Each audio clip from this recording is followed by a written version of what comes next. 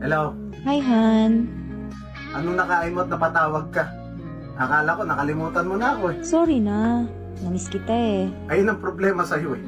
Pag may problema malungkot ka, doon mo na ako naaalala. Putang ina naman. Sana pag masaya ka, isama mo naman ako. Sorry na. Ayoko na. Sobrang sakit na. Pagod na ako. Ubus na ako. Wala na akong nararamdaman. I love you. Ah, I love you. I love you too.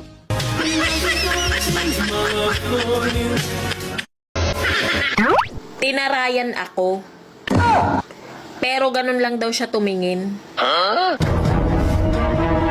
Eh kung sampalin kaya kita tapos sabihin ko sa yung ganun lang ako umaper.